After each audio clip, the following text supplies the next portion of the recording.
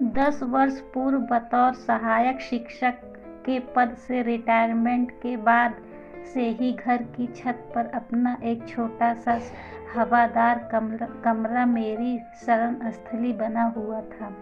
मैंने नौकरी बहुत बेमन से की थी, कुछ आर्थिक कारणों से और कुछ पति एवं ससुराल वालों के दबाव के कारण।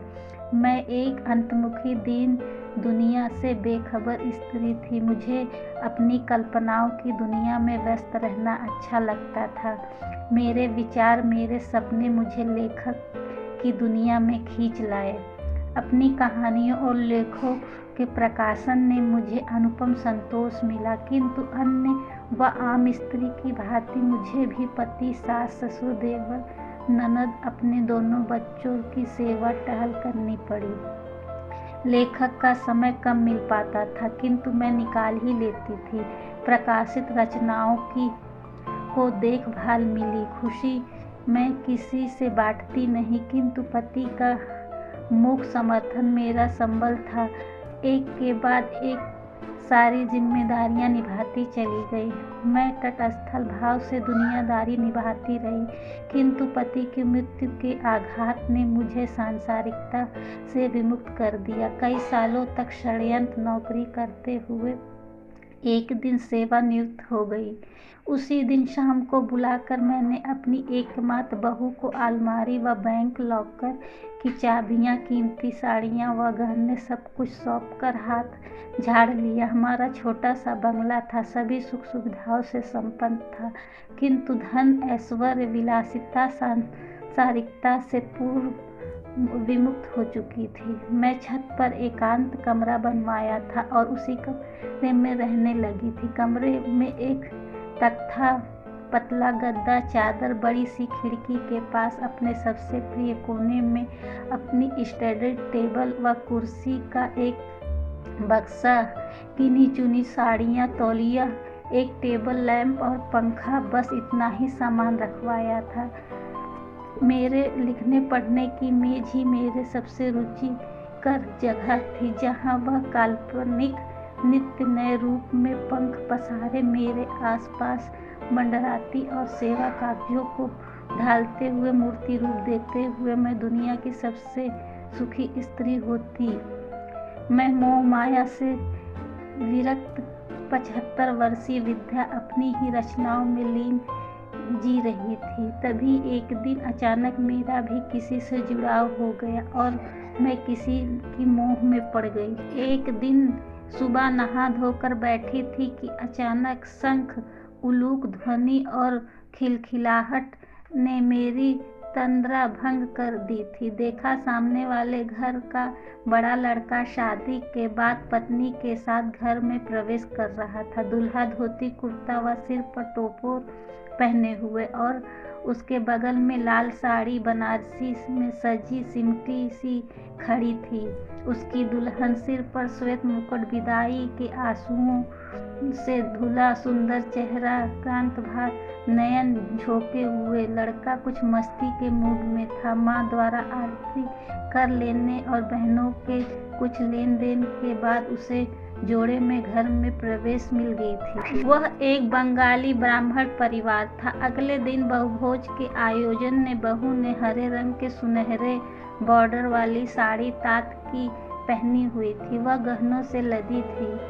खुले केश थे, घूंघट भी बस नाम मात्र का था। सर्वप्रथम साड़ी, सिंदूर, आलता व अन्य सामग्री उसके आंचल में देते हुए पति ने जीवन भर उसे वस्त्र भोजन की जिम्मेदारी वहन करने का वचन दिया। फिर बहू ने कोई एक व्यंजन सबकी थाली में परोसा और भोज शुरू हो गया। हंसी खुशी का माहौल था। यहाँ सारा आयोजन उसके आंगन में हो रहा था, जो मुझे अपनी खिड़की से स्पष्ट दिखाई दे रहा था। अचानक मुझे ध्यान आया, कल से मैं लगातार सामने वाले घर की ओर टकटकी लगाए बैठी हूँ। जब भी भोज मेज पर लेखन या पठन के लिए बैठती, आंखें अनायास ही उस घर में चली जाती थी। दुबली पतली, बड़ी बड़ी आँखों वाली, घनेरी पलकें, नाक पतली और पतले धारों वाली साड़ी पहने लड़की मेरे मन में बस गई थी। प्रतिदिन उसे और उसके कार्यकलापों को देखते रहने का लोभ भी सहन न कर पाती। अतिथियों के जाने के बाद वह छुई मुई सी नई नवेली दुल्हन का कर्तव्यपरायण बहू के रूप में बदल गई। झाड़ू पोछा लगाती, पानी भरती, सास के साथ खाना बनवाती, ट्रे चाय नाश्ता सजाकर सबको जो जहाँ मांगे वहीं देती थी। उसके पति और देवर एक जैसे दिखते थे। वह ननद देवर उसके प्रिय मित्र बने हुए थे। उसके साथ ही बाजार व पिकनिक भी जाती। वह घर की दुलारी बहू थी। उसका पति उस पर जान छिड़कता था। शाम 6 बजते ही पति की प्रतीक्षा में छत पर चली जाती। 7 बजे मोटरसाइकिल की आवाज़ सुनते ही वह हिरनी सी कूदने लगती और पहुंच जाती अपने पति के पास। आंखों में ढेर सारा प्यार और होठों पर लज्जा, मुस्कुराते हुए गेट खोलती। पति उसे नजरे ही नज़रों से प्यार करता। फिर दोनों अंदर जाते, सब मिलकर खाना खाते, पानी पीते, मस्ती करते। कभी बहू पति के साथ उसकी मोटरसाइकिल के पीछे पिक्चर घूमने जाते तो कभी उसकी ननद हाथ हिलाकर उसे विदा करती थी। फिर रात गहरी, दरवाजे खिड़कियां व पर्दे लहराते। मैं अपने एकांत कमरे में बैठी उसके कमरे की रोमानियत को महसूस करती। उस घर में जिंदगी बसती थी जिसने मुझे भी प्रफुल्लित कर दिया था। उस दौरान मैंने दर्जनों प्रेम कथाएं लिखी। मेरे पाठक प्रकाशक विस्मित थे। इस 75 वर्षीय बुढ़िया में ऐसी कौन सी प्रेम की कोमलें फूट गई हैं जो तन मन में सिहराने जगाने वाली हो। सच्चे प्यार की अनुमति करने वाली कहानियां लिखी जा रही थी। अब उन्हें भला कौन बताता कि मैं सचमुच में सामने वाली बहू, जिसके मैं नाम तक नहीं जानती, उससे एक गहरा रिश्ता बन बैठी थी। फिर उसके देवर को कहीं बाहर नौकरी मिल गई थी। वह चला गया था। उसकी ननद की भी शादी हो गई थी। अब घर में बस 2 जोड़े रह गए थे, जिसमें एक वृद्धा था और दूसरा जवान। प्रेम में उन्मत्त, जीवन से भरपूर माता पिता स्नेह, प्रेम और संरक्षण देते थे। उनकी खुशी से खुशी होते। शायद अब वे उनके बच्चे की एक अपेक्षा करने लगे थे। और ऐसा ही होता भी यदि अचानक एक भयंकर दुर्घटना का साया उस पर नहीं पड़ता। मैं रात भर सो नहीं पाई। जब शाम को मेरी बहू ने मुझे बताया सामने वाले घर के बड़े पुत्र की एक सड़क दुर्घटना में मौत हो गई। उस घर से आती माँ की चीखें, पिता का निशब्द और बहू का अर्तनाद मैं अपने कमरे से सुनकर महसूस कर सकती थी। पूरी रात गृह स्वामी अपने छोटे पुत्र के साथ युवा बड़े पुत्र के शव की काट छाट देखते रहे। उसकी रात में पोस्टमार्टम रूम के बाहर ही बीत गई और अब भोर में सफ़ेद वस्त्र में लिपटा शरीर घर के आंगन में पड़ा था। वही शरीर जिसकी माँ ने 9 महीने कोख में रखा था, जन्म दिया था, बड़े अरमानों से पाला था। वही शरीर जो पिता के बुढ़ापे की लाठी था, बहन भाई का दुलारा था और जो युवा स्त्री का सब कुछ था। वह बदहदास सी निर्जीव शरीर को निहार रही थी। उसकी ननद दहाड़े मारती उसे चीख रही थी। अचानक उसकी सास गरजी, इसी नासपीटी के लिए कश्मीर भ्रमण का टिकट कटवाने गया था मेरा लड़का। माँ का ये क्या कह रही हो? छोटे पुत्र ने विरोध करना चाहा, किंतु वह नहीं रुकी। मैं कैसे चुप रहूं? इसे कोख में रखा था 9 महीने, बित्ते भर से 6 फुट का जवान बना दिया, इसे सौंप दिया था। वह खा गई इसे। इस जन्म देने की पीड़ा सही है मैंने, अब इसे को कैसे कहूँ मैं? माँ का जमीन पर लोट लोट का बुरा हाल था। माँ के इस विलाप से बहू पत्थर का बुत बन गई थी। फिर किसी ने भी उसे एक आंसू बहाते नहीं देखा, कुछ बोलते नहीं सुना। वह वहीं पुतले की तरह पड़ी रही अर्थी उठने तक। वह घर वीरान हो गया था। कुछ दिनों बाद पहले ननद गई और फिर उसके बाद देवर भी चला गया। घर में केवल 3 प्राणी रह गए थे। वे तीनों कहीं खो से गए थे, कोई नजर नहीं आता था। कभी कभी उस खामोशी को तोड़ती एक बेबस माँ की रोने की आवाजें आया करती थी। बहू के कमरे में पर्दे वैसे ही लहराते, वैसे ही सुरमुई रातें होती और शीतल बयारें भी वैसे ही, किंतु विशाल पलंग के कोने में पड़ी बहू का साथी कहीं गुम हो गया था। वह उस खाली स्थान पर हाथ फेरते रहती होगी, सूखी आंखें अब बंद होठों के लिए।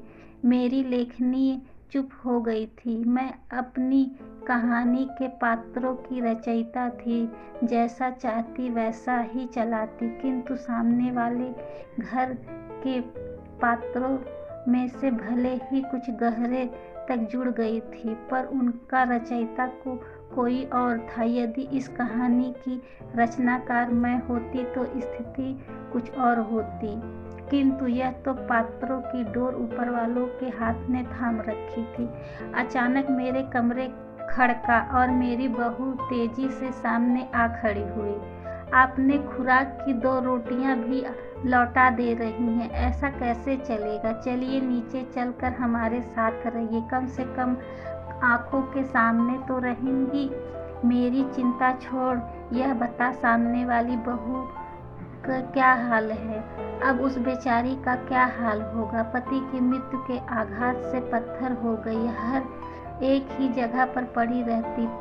पुत्र के गम में पागल हुई सीमा उसे ही मृत्यु का कारण समझती है। मैं उदास हो गई। खाना ठीक से खा लिया करूंगी के आश्वासन के बाद मेरी बहू चली गई। उस लाचार युवती के जीवन का ऐसा दुखद पश्चाताप नहीं, यह नहीं हो सकता। मैं धैर्य और ईश्वर के अगले कदम की प्रतीक्षा कर रही थी। वैसे मेरे कल्पनाशील मस्तिष्क ने उसके भविष्य की कहानी रचनी शुरू कर दी थी। क्या वह विधाता के आदेश से मिलती जुलती होगी? फिर पता चला बहू का देवर आया था। हूबहू पति जैसा चेहरे वाले देवर के सामने देखकर बहू अचानक दहाड़े मारकर रो पड़ी। महीनों तक बुत बनी रही, किंतु अब आंसुओं का सैलाब ने उसे गहरे आघात से उभरने का अवसर दे दिया था। वह धीरे धीरे सामान्य होने लगी थी। मेरे दिन का अधिकांश समय उसे ताकते ही बीतता था। ईश्वर ने अवश्य उसके लिए कुछ सोच रखा होगा।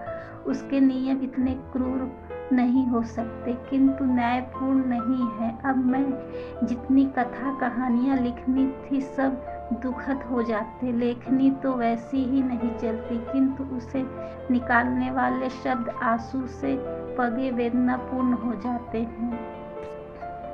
उस दिन मेरे सामने ब्रेड के 3 स्लाइस, मिठाई, चाय रखी थी। मैं धीरे धीरे चाय की चुस्कियाँ लेने लगी थी। तसल्ली की ओर से हाथ बढ़ाने का कोई उपक्रम नहीं किया था। अचानक सामने वाली घर की बहू करीने के हल्के रंग की सूती साड़ी पहने और बैग लिए बाहर आई। वह ऑटो में बैठी तो पीछे खड़ी उसकी ननद ने मुस्कुराते हुए कहा, नौकरी का पहला दिन मुबारक हो भाभी। बहू ने हंसने की चेष्टा की पर सफल नहीं हुई और ऑटो आगे बढ़ गया। ओह, तो उसकी नौकरी मिल गई है। अवश्य ही पति के स्थान पर मिली होगी। अब बाहर निकलेगी, 4 लोगों से मिलेगी तो मन बहलेगा और घर की जिम्मेदारियों का भी एहसास होगा और पीड़ा से भी उभरने का मौका मिलेगा। मैंने सोचा कि सुस्त शरीर में चेतना भर गई। मैं फटाफट अपना नाश्ता खत्म किया और ऊपर से ही आवाज लगाई, बहू 1 कप चाय और मिलेगी? क्यों नहीं मम्मी, आई, बहू ने नीचे से जवाब दिया। कभी कुछ ना मांगने वाली माँ के इशारे वह कौन जान न्यौछावर हो गई थी। 2 मिनट में चाय हाजिर थी। मैं गरम चाय की चुस्कियों के साथ खुशनुमा रचनाएं रचने लगी। प्रतिदिन सामने वाली बहू को ऑफिस जाते देखने का एक अलग आनंद था। उसमें परिवर्तन आ रहा था। उसने प्लेन साड़ियों के स्थान पर फूलदार व खिलते हुए रंग की साड़ियाँ पहनना शुरू कर दी थी। फिर मैंने उसे हल्का मेकअप, स्टाइल, जूड़ा व बेहतरीन सैंडल पहनते देखकर अनुभव किया कि समय के साथ जख्म सूखने लगे हैं। जिंदा रहने के लिए 100 बहाने हैं। कभी कभी आने वाली ननद और देवर के साथ वह हंसने बतियाने लगी थी। सबसे सुखद था वह डिस्ट जब उसकी सास को मैंने उसे टिफिन थमाकर हाथ हिलाते हुए देखा था। वह नवरात्रि का दूसरा दिन था। मैं यूं ही बैठी थी। अचानक चिर परिचित उलूक ध्वनि और शंखनाद ने मेरे कान खड़े कर दिए थे। मैं लगभग भागती हुई खिड़की के पास पहुंची। शायद ईश्वर ने मेरी पुकार सुन ली थी। किंतु यह क्या? वह तो उसका देवर था, दूल्हे के वेश में, उसके बगल में खड़ी गुलाबी में उसकी अर्धांगिनी। मेरा मन बुझ गया था। विधवा भाभी शायद अपशकुन के भय से वह न थी। ननद, नंदोई, बच्चे, सास, ससुर सब संपन्न मुद्रा में खड़े थे। वह कहीं छुप कर तो खड़ी होगी, पर कहाँ? मेरी व्यंग दृष्टि इधर उधर भटकने लगी थी। अचानक मेरी धड़कन तेज हो गई। सांस प्रसव की तीव्रता तेज होते होते रह गई। अरे मैं ये कैसी मूर्ख थी। सामने खड़ी सामने वाली बहू को ही नहीं पहचान पा रही थी। वही तो पति के बगल में दुल्हन के लिबास में खड़ी थी। सूनी मांग अब सिंदूर से दमक रही थी। वह एक वीरान दुनिया आबाद हो गई थी। टूटते दिल पुनः जुड़ने लगे थे। कामनाएं पुनः तरंगित होने लगी थी। मेरी खुशी का कोई ठिकाना न था। सामने वाले घर की बहू इस बात से अनजान थी कि कोई और भी है जो उसकी खुशी में शरीक था। घर के ऊपर एकांत कमरे में एक वृद्ध स्त्री प्रसन्नता से नाच और गा रही थी। आज उसके जोड़ों में दर्द नहीं था और ना ही सांसें फूल रही थी। वह अपनी बहू से आज कुछ मीठा खाने की फरमाइश कर रही थी।